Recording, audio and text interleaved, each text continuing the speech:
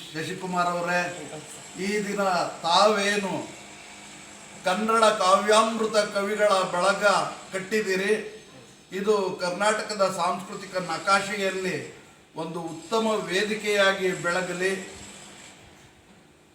ಕನ್ನಡ ಸಾಂಸ್ಕೃತಿಕ ಲೋಕಕ್ಕೆ ಒಂದು ಒಳ್ಳೆಯ ಕೊಡುಗೆ ನಿಮ್ಮ ಮೂಲಕ ಸಂದಾಯ ಆಗಲಿ. ಕನ್ನಡದ ಕವಿಗಳು, ಕನ್ನಡದ ಸಾಹಿತಿಗಳು, ಹೋರಾಟಗಾರರು, ಚಿಂತಕರು, ಬುದ್ಧಿಜೀವಿಗಳು,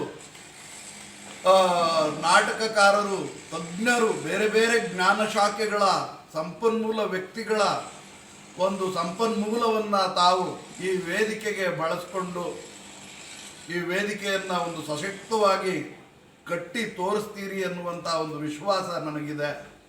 ನೀವು ಈ ಕಿರಿಯ ವಯಸ್ಸಿನ ಸಂಶೋಧಕರು, ಕವಿಗಳು, ಆಮೇಲೆ ಅವಿವಾಹಿತರು, ನಿಮ್ಮ ಬಾಳ ನೌಕೆಗೆ, ನಿಮ್ಮ ಜೊತೆಗೂಡಿ ಹುಟ್ಟು ಹಾಕುವಂಥ ನೌಕೆಗೆ ಹುಟ್ಟು ಹಾಕುವಂತಹ ಒಂದು ಒಳ್ಳೆ ಬಾಳ ಸಂಗಾತಿಯು ಒಲಿದು ಬರಲಿ. ಈ ದಿನ ನನಗೆ ನೀವು ಇಂಥದ್ದೊಂದು ಪುರಸ್ಕಾರವನ್ನು ತಮ್ಮ ವೇದಿಕೆಯ ಮೂಲಕ ನೀಡ್ತಾ ಇದ್ದೀರಿ. ನಾನು ಇಂಥ ಪುರಸ್ಕಾರಗಳನ್ನು ಹೇಳಬೇಕಂದ್ರೆ ಏನು ಸಂತೋಷದಿಂದ ಏನು ಸ್ವೀಕರಿಸೋದಿಲ್ಲ. ಯಾಕಂದರೆ ಇವು ಅಷ್ಟೊಂದು ನನಗೆ ಸಂತೋಷ ತರುವಂಥ ಸಂಗತಿಗಳಲ್ಲ. ಯಾವುದೇ ಪ್ರಶಸ್ತಿ ಪಾರಿತೋಷಿಕಗಳಿಗೆ ನಾನು ಹಂಬಲಿಸುವಂಥವನ್ನಲ್ಲ.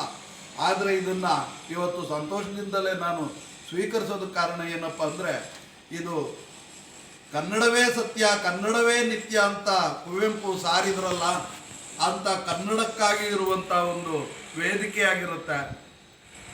ಕನ್ನಡಕ್ಕಾಗಿಯೇ ಇರುವಂಥ ಒಂದು ವೇದಿಕೆಯಾಗಿ ನೀವು ಕವಿಗಳೇನಾಗಿ ಒಬ್ಬ ಸಾಮಾಜಿಕ ಕಾರ್ಯಕರ್ತನೂ ಆಗಿ ಇರುವುದರಿಂದ ಬದುಕಿಗೊಂದು ಬದ್ಧತೆ ಇರುವ ಕಾರಣ ನಾನು ಇದನ್ನು ಒಪ್ಪಿಕೊಳ್ತಾ ಇದ್ದೇನೆ ಸಂತೋಷದಿಂದ. ನಿಮ್ಮ ನಡೆ ಯಾವತ್ತೂ ಕೂಡ ಒಂದು ನೈತಿಕತೆಯಿಂದ ಇರಲಿ. ನಿಮ್ಮ ದಾರಿ ಯಾವತ್ತೂ ಬುದ್ಧಗುರುವಿನ ದಾರಿ, ಬಸವಣ್ಣನ ದಾರಿ, ಬಾಬಾ ಸಾಹೇಬ್ ಅಂಬೇಡ್ಕರರ ದಾರಿ, ಕುವೆಂಪು ಅವರ ದಾರಿಯಾಗಿರಲಿ. ನಾವು ಸಹ ಪ್ರಯಾಣಿಕರು. ನೀವು ಈ ದಾರಿಯ ಪ್ರಯಾಣಿಕ, ನಾನು ಈ ದಾರಿಯ ಪ್ರಯಾಣಿಕ. ನನ್ನ ಹೆಂಡತಿ ಎಂಬ ಗೆಳತಿ ರಮಾಮಣಿ ಕೂಡ ನಮ್ಮ ಜೊತೆಗೆ ಸಹ ಪ್ರಯಾಣಿಕರು. ನಾವೆಲ್ಲರೂ ಸಹ ಪ್ರಯಾಣಿಕರೇ ಹೊರತು ಜೊತೆಗೂಡಿ ಸಾಗೋಣ. ನನ್ನ ಹಿಂದೆಯೂ ನೀವು ಬರಬೇಡಿ, ಯಾಕಂದರೆ ನೀವು ನನಗೆ ಅನುಯಾಯಿ ಅಲ್ಲ. ನಾನು ನಿಮಗೆ ಒಡೆಯನಲ್ಲ, ದಣಿಯಲ್ಲ, ಸ್ವಾಮಿಯಲ್ಲ. ನೀವು ನನ್ನ ಮುಂದೆಯೂ ಹೋಗಬೇಡಿ, ಯಾಕೆಂದರೆ ನೀವು ನನಗೆ ನಾಯಕನಲ್ಲ, ನೀವು ನನಗೆ ದಣಿಯಲ್ಲ, ನೀವು ನನಗೆ ಸ್ವಾಮಿಯಲ್ಲ, ನಾನು ನಿಮ್ಮ ಅನುಯಾಯಿಯಲ್ಲ. ನಾನು ಹಿಂದೆ ಬರಲಾರೆ. ನೀವು ನನ್ನ ಪಕ್ಕದಲ್ಲೇ ನಡೆಯುತ್ತೀರಿ. ಯಾಕೆಂದರೆ ನಾವು ಕನ್ನಡಿಗರು, ನಾವು ಗೆಳೆಯರು, ನಾವು ಕನ್ನಡ ಕುಲಸ್ಥರು. ಆದ್ದರಿಂದ ನಾವು ಭುಜಗಳಿಗೆ ಭುಜ ಬೆರೆಸಿ, ಕೈಗಳಿಗೆ ಕೈ ಆನಿಸಿಕೊಂಡು, ಕೈ ಹಿಡಿದುಕೊಂಡು ಜೊತೆಯಲ್ಲಿಯೇ ಸಾಗೋಣ. ಕನ್ನಡವನ್ನು ಕಟ್ಟೋಣ, ಇತರೆ ಭಾಷೆಗಳನ್ನು ಪ್ರೀತಿಸೋಣ, ಆದರೆ ಇತರೆ ಭಾಷೆಗಳ ಯಾಜಮಾನ್ಯವನ್ನು ಸಹಿಸದಿರೋಣ. ಇತರ ಸಂಸ್ಕೃತಿಗಳನ್ನು ಗೌರವಿಸೋಣ, ಆದರೆ ಇತರ ಭಾಷೆಗಳ, ಇತರೆ ಜನವರ್ಗಗಳ ಸಾಂಸ್ಕೃತಿಕ ಏರಿಕೆ ಮತ್ತು ದಬ್ಬಾಳಿಕೆ ಆ ಯಾಜಮಾನ್ಯವನ್ನು ನಾವು ಸಹಿಸದಿರೋಣ. ಅಂಥದ್ದೊಂದು ನೈತಿಕತೆಯನ್ನು, ಬದ್ಧತೆಯನ್ನು ತಾವು ಕೂಡ ಹೊಂದುವಿರಿ ಎಂಬ ಕಳಕಳಿಯಿಂದ, ಹಂಗೆ ರೂಢಿಸಿಕೊಳ್ಳುವಿರಿ ಎಂಬ ಒಂದು ಭರವಸೆಯಿಂದ ನಿಮ್ಮ ಈ ಪುರಸ್ಕಾರವನ್ನು ನಾನು ಸ್ವೀಕರಿಸಿರುತ್ತೇನೆ. ಧನ್ಯವಾದಗಳು. ಆಶೀರ್ವಾದ ಮಾಡೋದಕ್ಕೆ ನಾನು ಬಿಡದಿ ಸ್ವಾಮೀಜಿ ಅಲ್ಲ, ರಾಘವೇಶ್ವರ ಸ್ವಾಮೀಜಿ, ರಾಘವೇಶ್ವರ ತೀರ್ಥ ಭಾರತಿ ಸ್ವಾಮೀಜಿ ಅಲ್ಲ, ಅಥವಾ ಇದ್ಯಾರು ಅಷ್ಟಮಠಗಳ ಸ್ವಾಮೀಜಿ ನಾನಲ್ಲ. ನಾನು ನಿಮ್ಮ ಗೆಳೆಯ, ನಾನು ಆಶೀರ್ವದಿಸಲಾರೆ. ಇಷ್ಟು ಆಲೋಚನೆಗಳನ್ನು ಮಾತ್ರ ಒಡನೆ ಹಂಚಿಕೊಳ್ತೀನಿ, ಒಬ್ಬ ಬಂಧುವಾಗಿ, ಒಬ್ಬ ಗೆಳೆಯನಾಗಿ. ನಮಸ್ಕಾರ. ಧನ್ಯವಾದ ಸರ್.